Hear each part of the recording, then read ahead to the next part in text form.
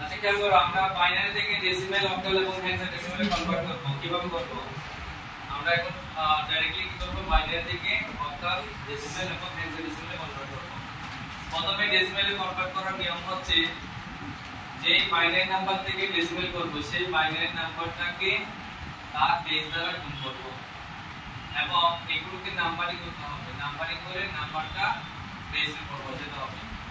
একই ভাবে দশমিকের পরেরটাও সেম বাইনারি নাম্বারটাকে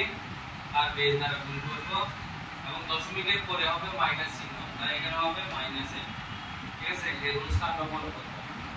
তো প্রথমে নাম্বারিং করে নিব 1 00 3 1.11 নাম্বারিং করো 0 1 2 3 4 5 এভাবে ন্যাচারাল নাম্বারগুলো বসাবো দশমিকের পরে -1 -2 এভাবে দুইটা আকার থাকে -3 -4 এবং বসাতে হবে তাহলে আমরা বলছি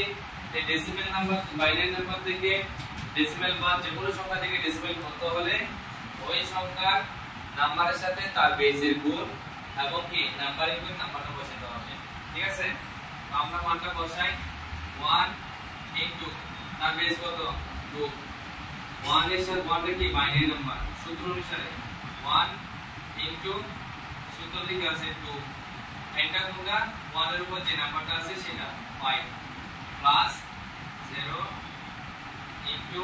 2 to the power 4 plus 0 into 2 to the power 3 plus 1 into 2 to the power 2 plus 1 into 2 to the power 1 plus 1 into 2 to the power 0 plus 1 into 2 to the power -1 কেন দশমিকের পরে এটা -1 plus 1 into 2 to the power -2 এতটুকু বোঝা গেছে আচ্ছা ওকে এরপরে দেখো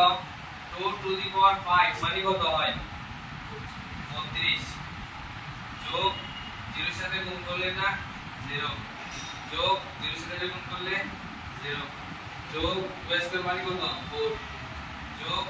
2 টু দি পাওয়ার মানে হচ্ছে 2 যোগ 2 টু দি পাওয়ার হচ্ছে 1 মানে 1 যোগ লাস্টে দুইটা মান তোমরা ক্যালকুলেটরে বের করো ক্যালকুলেটরে বের করলে কত আসবে এটা হচ্ছে 1 প্রথমটা হচ্ছে 0.5 যোগ 0.25 পরেরটা কি 0.25 অর্থাৎ একটা হচ্ছে 0.5 আসবে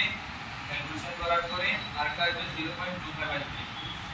তাহলে আমরা এখন যোগ করি কত আসে 32 আর 4 কত হয় 36 2 38 1 যোগ করলে কত 39 দশমিক এখানে যে টেবিলে যোগ করলে কত আসবে 7 5 এই যে এখানে 5 আর 2 যোগ করলে 7 এখানে 5 হয়ে গেছে তাহলে আমাদের आंसर কত আসবে 39.75 39 কত 75 তাহলে বুঝছো এটা